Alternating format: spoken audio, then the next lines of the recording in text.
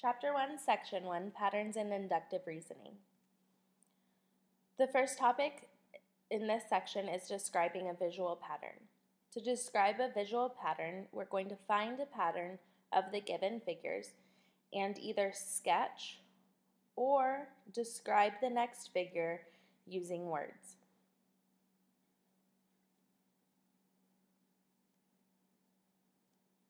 This example asks us to sketch the next figure. I'm also going to describe it using words to give you an example of both. If you'll take a minute to observe the three figures that they have given us and see if you can tell what's happening each time. So to go from 1 to 2, what happened? To go from 2 to 3, what happened? And then what would the next figure look like? Well, each time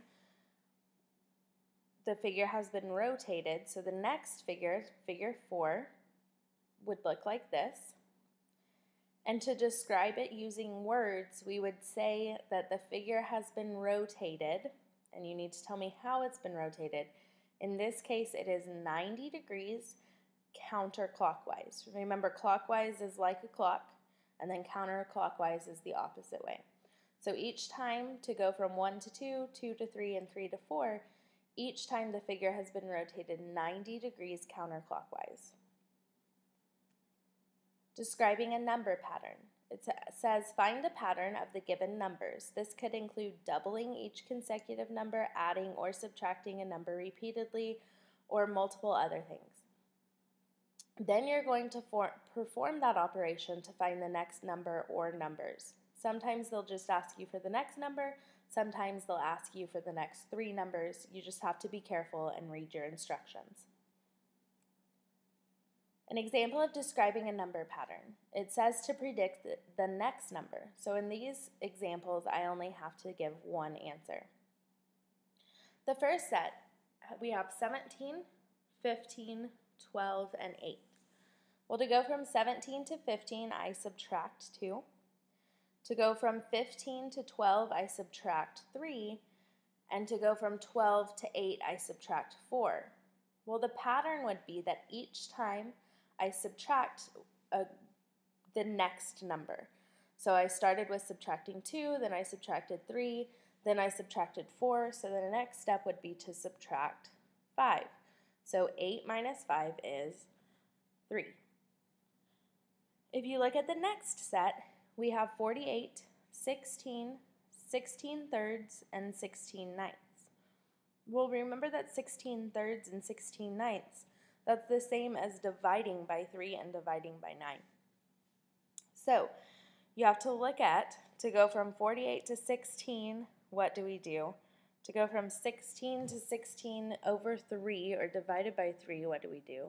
And to go from 16 thirds to 16 ninths, what do we do? A good spot to look would be going from 16 to 16 over 3. To go from 16 to 16 divided by 3, I divide it by 3. Back up and see if that works for 48 to go from 48 to 16. Well, 48 divided by 3 is 16, so that does work. And 16 thirds divided by 3 is 16 ninths, so that works. So my pattern is that I'm dividing by 3 each time. And my next number would be 16 over 27. What is inductive reasoning? Inductive reasoning consists of 3 main steps. The first step is to look for a pattern. That's what we just did in the past 2 examples. The next step is to make a conjecture. A conjecture is an unproven statement that is based on observation. So a conjecture is kind of like your best guess based on what you've been given. And the final step is to verify the conjecture, showing that it is true in all cases. To make a conjecture, this is an example. It asks us to complete. The product of 2 consecutive positive integers is blank. It says the product, which means that we are going to multiply, of any 2 consecutive positive integers. Well, we know that if we're multiplying two positive numbers, then our answer is going to be positive. In this case, though, that's actually not going to be my best answer. It is true that the product of two consecutive positive integers is positive. However, I can be a little bit more precise or a little bit more clear, and I can say that it is n times n plus 1, where n is a positive number. Now, this section gets a little bit tricky knowing what they want you to do, what they want you to complete the conjecture with. What I will tell you is to do your best and to make your best, put forth your best effort, come up with an answer, and we will talk about what the answers are, because in this example, the product of any two consecutive positive integers is positive is true, but the book is asking for n times n plus 1. So it gets a little tricky. Do your best. Try not to get frustrated, and we will talk about the answers tomorrow. What is a counterexample? A counterexample is an example that shows that a conjecture is false. Okay, so an example of how to find a counterexample.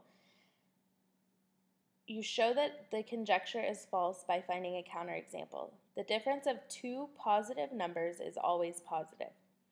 Okay, difference means that we are going to be subtracting. Of two positive numbers is always positive. Can you think of a scenario where the difference, or you're subtracting two positive numbers and it is not positive? Well, there are several examples of this.